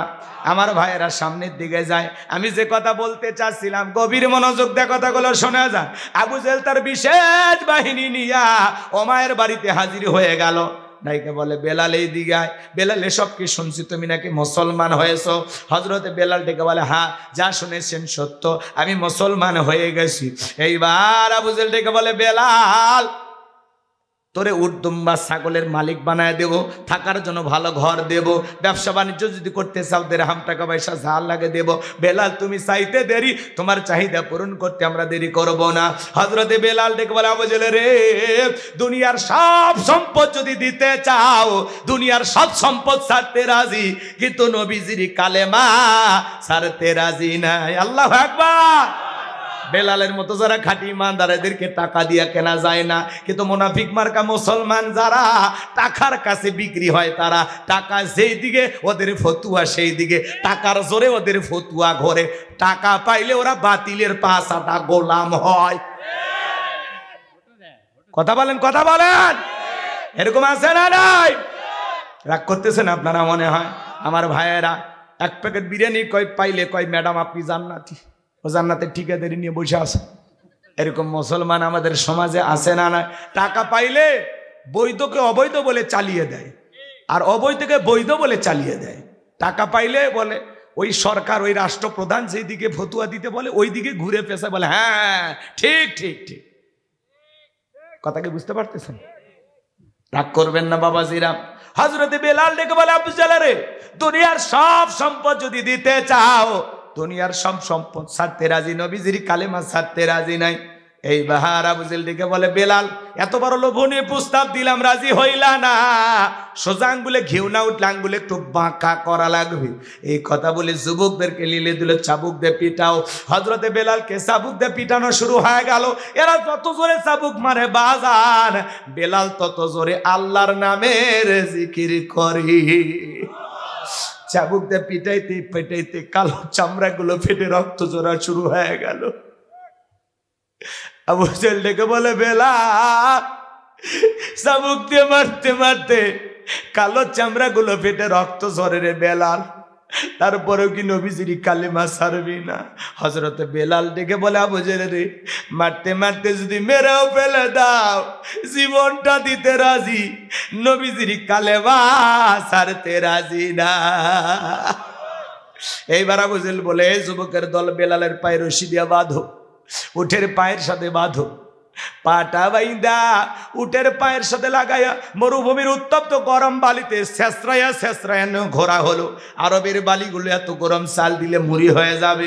ওই যে দেবর, ভেবে দেখো ভাবি কার কত দাবি, মাই গেছে মালয়েশিয়ায়, আমি তো দেশে আসি, চান্স পাইলেই ভাবির ঘরের মধ্যে ঢুকে বলে ভাবি আপনার যে চেহারা দেখে মনেই হয় না যে আপনার বিয়ে হয়েছে, বিয়ে না হইলে ভাবি ডাকিস কারিরে বদমাইশ, কেরা ব্যাক্কেল, কারে ভাবি ডাকিস? ভাবি তো ডিজিটাল ভাবি, মডার্ন ভাবি, রং তামাশার ভাবি, ভাবি তো অন্তরে আল্লাহর ভয় নাই। ওই যে আগে একটা গান গাইতো না, হাল জুড়িয়েছে ছোট দেওরা, এগুলো হলো সেই ভাবি, গাছে চড়িয়া দুইটা জলপাই পারে দেয় সেই ভাবি। এ কথা কয় না কা, এলা হলো রঙ্গলীলার ভাবি। ভাবি যদি আল্লাহকে ভয় করত, ভাবি যদি পর্দা করত, নেককার হইতো, ডেকে বলতো কুল্লিল মুমিনিনা ইয়াগুদ্দুনা মিন আবসারিহিম, হে দেব আল্লাহ বলেছেন মুমিন পুরুষের দৃষ্টি থাকবে নিচের দিকে, আমাকে দেখার অধিকার তোর ভাইয়ের আছে, তোর জন্য আমাকে দেখা জায়েজ নাই, ঘর থেকে বের হয়ে যা। এ কথা কন। কিন্তু ভাবি যে ডিজিটাল, শোনেন, হ্যাঁ এ কার ভাবি রে, এদিকে আয় তো, ডাকে নিয়ে যা চা খিলে, এ ওই ভাবির নাম্বারটা দেশ তো। কি দুষ্ট বলাবান, কয় ভাবি ডাকে চা খিলে। শোনেন, মা বোনেরা যারা ওয়াজ শুনতেছেন, মা, দুইটা পুরুষ হইতে সাবধান, একটা দেবর আর একটা দুলে ভাই। এরা হলো মৃত্যু তুল্য বিষাক্ত সাপের চাইতেও ভয়ঙ্কর। জীবনে কোনোদিন দেবর আর দুলে ভাইয়ের মোটর সাইকেলে উঠবেন না। এই কম কম কম আমারে বলতে দাও, তোমরা আবার বেশি বললে বেখাপ্পা হয়ে যাবে, কষ্ট হয় নাকি? যুবকেরা কিন্তু কম খারাপ না। এরা কি করে? সারা রাত ইউটিউব ইন্টারনেট ঘাটাঘাটি করে, ইমো মেসেঞ্জারে সেটিং করে, বান্ধবীর সাথে কথা বলে, হ্যালো জান খাইছো, ঘুমাইছো। মেয়ে রাগ করে বলে আজকে ভাত খাবো না।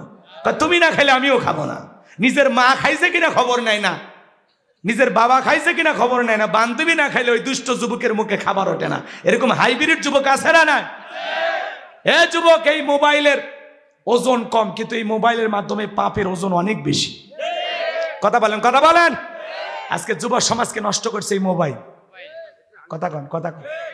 আমি কি বলবো? বলবো। ও দেশে মোবাইল আইছে, চিঠি বন্ধ হইয়াছে, দিওয়ানা বানাইছে, পোলা মাইয়ার মনের কথা ভাসে বাতাসে। বলবো যুবকে চলবে? এ আওয়াজ চলবে?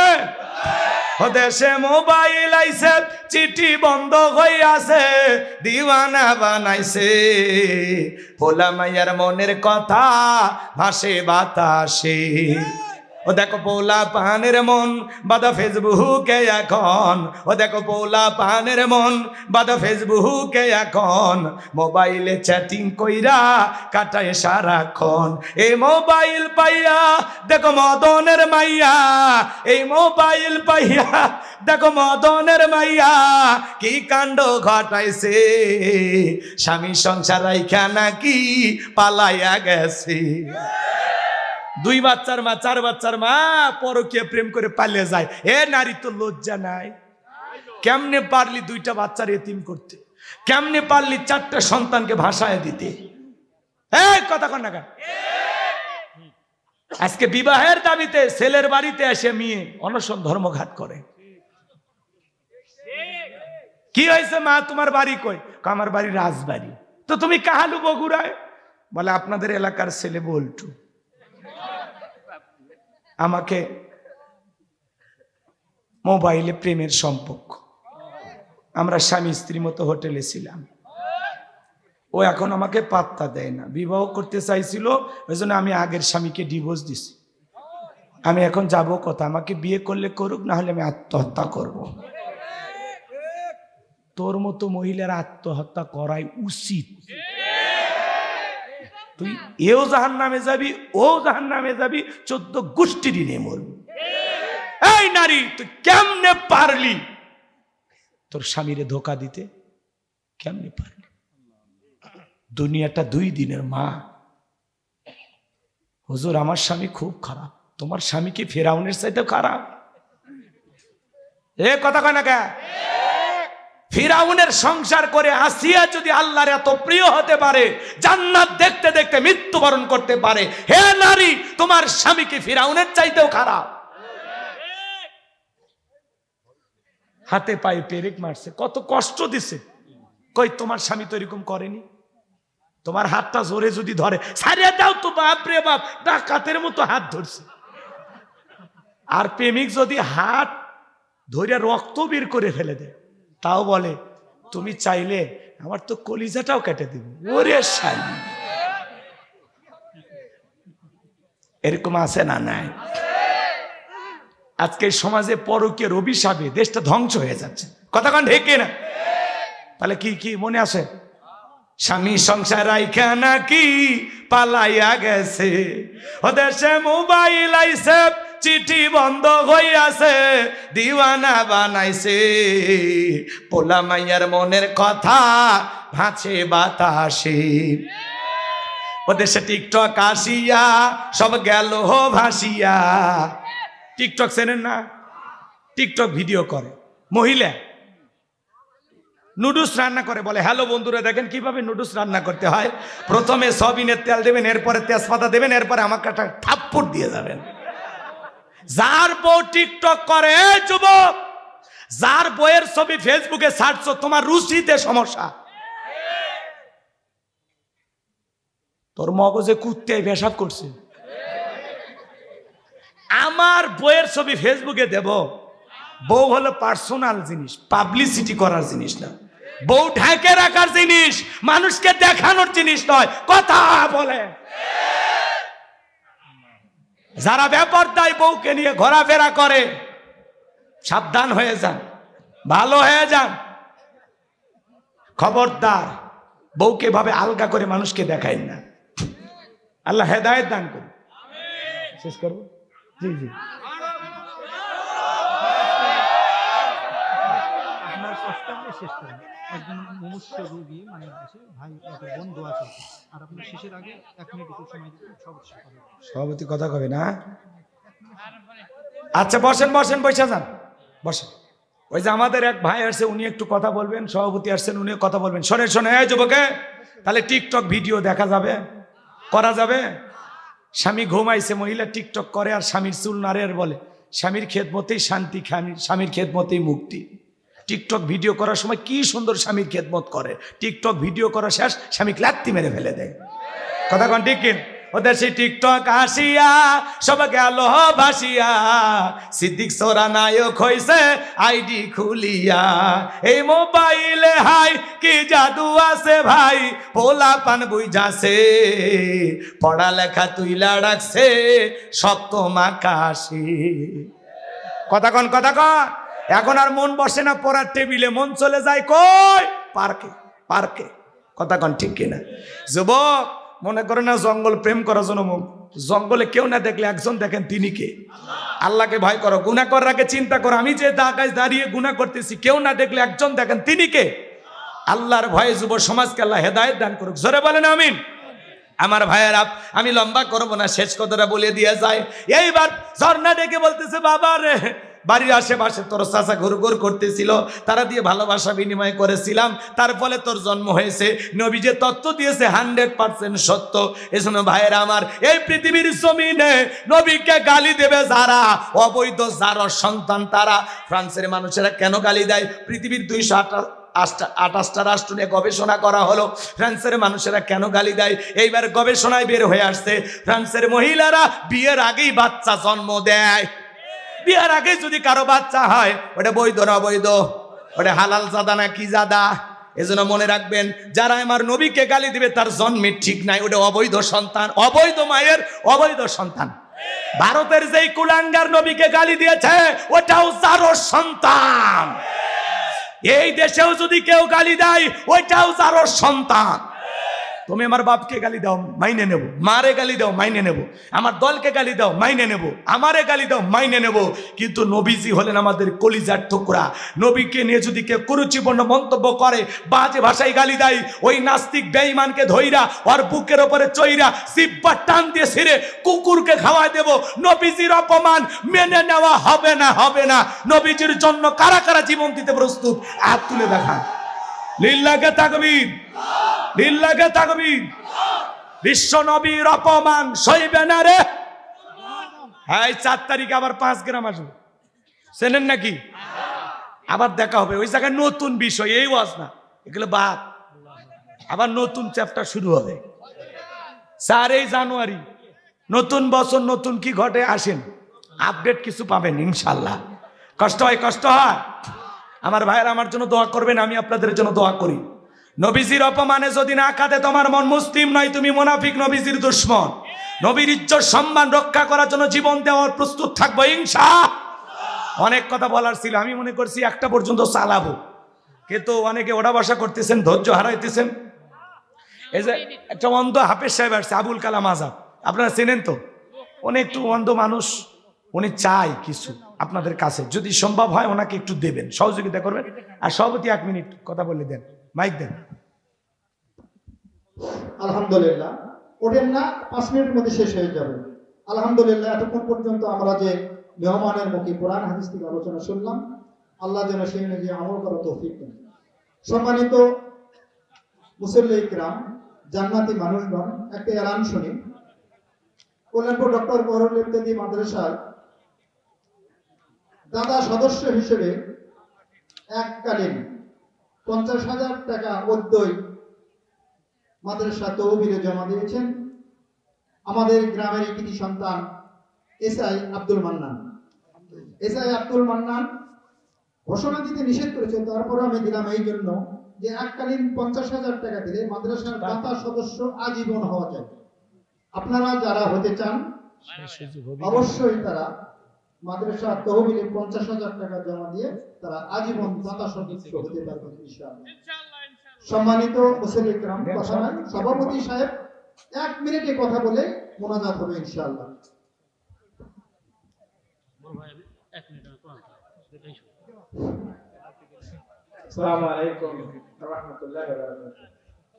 এতক্ষণ থেকে আপনারা ওনার মুখে হুজুরের মুখে যা শুনলেন, ওনাকে আন্তরিকভাবে মাদ্রাসার পক্ষ থেকে ওনাকে জানাচ্ছি এবং আপনাদেরকে আন্তরিক অভিনন্দন এই মাদ্রাসার পক্ষ থেকে জানাচ্ছি। আপনারা যে শুরু থেকে এখন পর্যন্ত আপনারা যে ধৈর্য ধারণ করে আছেন, একে আমি আপনাদের আন্তরিক অভিনন্দন জানাচ্ছি এবং এখন উনি মোনাজাত করবেন এবং মোনাজাতের শেষে সমাপ্তি ঘোষণা এগুলো শেষ করছি। আসসালামু আলাইকুম। শোনেন, খালি এমনি এমনি পরে তিলাওয়াত করেন, খালি এমনি সালাম দেন, 1 মিনিট কথা বলেন, পরে তিলাওয়াত করেন, পরে মোনাজাতের পরে, কারণ আমি তিলাওয়াত শোনাবো।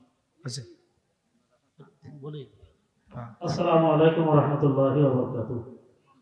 আউযু বিল্লাহি মিনাশ শাইতানির রাজীম। বিসমিল্লাহ।